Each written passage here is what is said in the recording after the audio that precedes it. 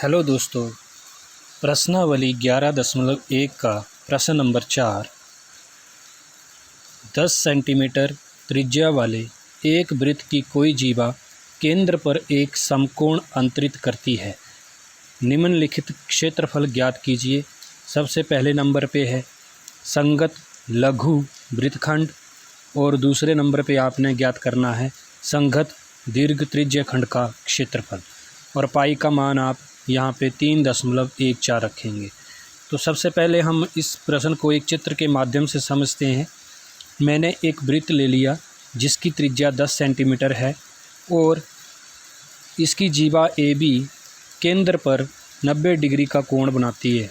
समकोण का मतलब होता है 90 डिग्री का कोण बनाना। तो ये 90 डिग्री का कोण अंतरित करती है केंद्र पर जीवा ए बी। तो सबसे पहले हमने इस प्रश्न में संगत लघु वृत्तखंड निकालना है। संगत लघु वृत्तखंड का मतलब आपने ये वाला पोर्शन निकालना है जो मैं शेड कर रहा हूँ नीचे। इस पोर्शन का आप, इस भाग का आप क्षेत्रफल निकालेंगे।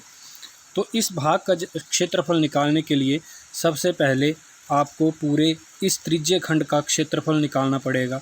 जब आप इस पूरे त्रिज्य खंड का क्षेत्रफल निकालेंगे तो जिसमें वृत्तखंड का क्षेत्रफल भी आएगा और समकोण त्रिभुज का क्षेत्रफल भी आ जाएगा। तो आपने पूरे त्रिज्य खंड के क्षेत्रफल में से समकोण त्रिभुज के क्षेत्रफल को घटा देना है, तो आपके पास संगत लघु वृत्तखंड का क्षेत्रफल आ जाएगा। दूसरे नंबर पे बोला गया है कि संगत दीर्घ त्रिज्य खंड निकालिए। संगत दीर्घ त्रिज्य खंड निकालने के लिए आपने क्या करना है, पूरे वृत्त का क्षेत्रफल निकालना है और उसमें से आपने ये वाला जो भाग है, नीचे वाला जो भाग संगत लघु त्रिज्य खंड का जो क्षेत्रफल है वो आपने इस पूरे वृत्त में से घटा देना है। तो आपके पास ये दीर्घ त्रिज्य खंड का क्षेत्रफल आ जाएगा। तो आइए इस प्रश्न को हम जरा करते हैं। तो सबसे पहले आप लिखेंगे वृत्त की त्रिज्या जो हमारे पास दी गई है 10 सेंटीमीटर और कोण समकोण है। तो समकोण का मतलब हमारे पास 90 डिग्री का कोण है।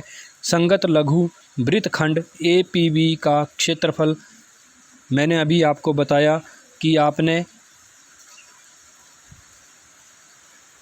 त्रिज्य खंड ओ ए पी बी का क्षेत्रफल में से समकोण त्रिभुज ओ ए बी का क्षेत्रफल आपने घटाना है। तो सबसे पहले हमारे पास जो फार्मूला रहता है, सूत्र रहता है θ/360 डिग्री गुणा पाई आर स्क्वायर।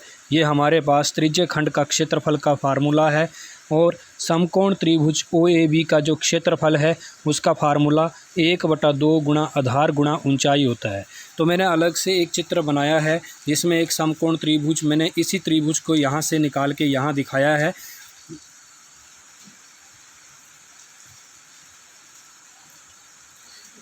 तो इसमें जो हमारे पास दो त्रिज्याएं जो हैं, मतलब ये जो वृत्त की जो त्रिज्याएं हैं इसमें से एक आधार होगी और एक ऊंचाई होगी। तो आप किसी को भी आधार या किसी को भी ऊंचाई मान के आप यहाँ पे भर सकते हैं और इस प्रश्न को हल कर सकते हैं। तो यहाँ पे मैंने थीटा की जगह 90 डिग्री रख दिया और 360 डिग्री नीचे रखा, और पाई का मान हमें प्रश्न में बताया गया था कि 3.14 लेना है और त्रिज्या हमारे पास 10 सेंटीमीटर है तो उसका वर्ग कर दिया, 10 सेंटीमीटर का वर्ग माइनस 1/2 गुणा आधार मैंने अभी बोला किसी एक को आप ले सकते हैं। तो दोनों का मान 10 सेंटीमीटर है क्योंकि दोनों ही वृत्त की क्या है, त्रिज्या है। तो आधार भी 10 सेंटीमीटर रहेगा और ऊंचाई भी 10 सेंटीमीटर रहेगी। उसके बाद आपने क्या करना है, 0 से 0 को काट देना है। 9 एकम 9, 9 चौके 36। यहाँ से आपके पास 1/4 बचेगा और दशमलव हटा के आगे दो संख्याएं हैं तो नीचे 100 आ जाएगा। 314/100 हो जाएगा और 10 का वर्ग करने से आपके पास 100 मिलेगा और सेंटीमीटर का वर्ग करेंगे तो सेंटीमीटर वर्ग मिलेगा। और यहाँ से 2 में से 10 को काट देंगे तो 5 मिलेगा और 5 को जब 10 से गुणा करेंगे तो 50 सेंटीमीटर, 2 हैं तो सेंटीमीटर वर्ग हो जाएगा। इस प्रकार से यहाँ से अगले स्टेप में जब आप काम करेंगे तो 100 में से 100 को काट देंगे और ऊपर आपके पास सिर्फ 314 बचेगा और नीचे 4 बचेगा। -50 सेंटीमीटर वर्ग आपने फिर इसमें से घटाना है। तो सबसे पहले आप क्या काम करेंगे, 4 से 314 को भाग देंगे, जो मैंने रफ साइड में किया है। इसको काट के हमारे पास जो बन रहा है 78.5 बन रहा है। तो यहाँ पे आप 78.5 सेंटीमीटर वर्ग रखेंगे और -50 सेंटीमीटर स्क्वायर कर देंगे। 78.5 में से 50.0 जब आप घटाएंगे तो आपके पास 28.5 आ जाएगा सेंटीमीटर वर्ग, और यही हमारा संगत लघु वृत्तखंड का क्षेत्रफल रहेगा।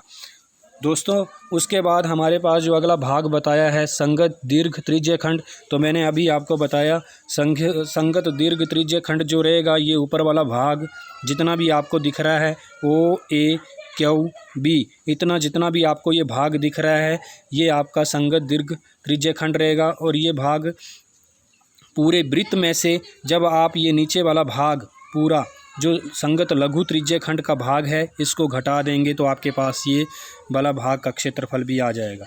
तो इस भाग के क्षेत्रफल को करने के लिए सबसे पहले आप संगत दीर्घ त्रिज्य खंड ओ ए क्यू बी का क्षेत्रफल लिखेंगे, बराबर करके लिखेंगे पूरे वृत्त का क्षेत्रफल माइनस संगत लघु त्रिज्य खंड ओ ए पी बी का क्षेत्रफल। और वृत्त का क्षेत्रफल आपको पता ही है, सूत्र से πr² होता है, πr का वर्ग रहता है -78.5 सेंटीमीटर वर्ग। अभी आपने ऊपर निकाला है त्रिज्य खंड ओ ए पी बी का क्षेत्रफल जो आपका इस तरफ चल रहा था, तो ये आपके पास 78.5 सेंटीमीटर वर्ग आ रहा है। ये भाग वन में आपने इसको हल कर लिया है, तो यहाँ से हम भर देंगे। उसके बाद पाई का मान फिर से हम 3.14 रखेंगे गुणा आर, त्रिज्या हमारे पास 10 सेंटीमीटर है उसका वर्ग कर देंगे, -78.5 सेंटीमीटर वर्ग कर देंगे। उसके बाद हम फिर से दशमलव हटाएंगे तो आगे दो संख्याएं हैं, तो नीचे 100 आएगा और 10 का वर्ग करने से 100 मिलेगा और सेंटीमीटर वर्ग हो जाएगा। -78.5 सेंटीमीटर वर्ग लिख देंगे, ऐसे जैसे लिख देंगे जैसे ऊपर लिखा था। उसके बाद ये 100 में से 100 काट देंगे और 314 सेंटीमीटर वर्ग बचेगा, और उसमें से फिर आप 78.5 सेंटीमीटर वर्ग को घटा देंगे और घटाने के बाद आपके पास आएगा 235.5 सेंटीमीटर वर्ग। ये आपके पास संगत दीर्घ त्रिज्य खंड का क्षेत्रफल रहेगा। दोस्तों इसका आप स्क्रीनशॉट ले लें और नोट कर लें। धन्यवाद।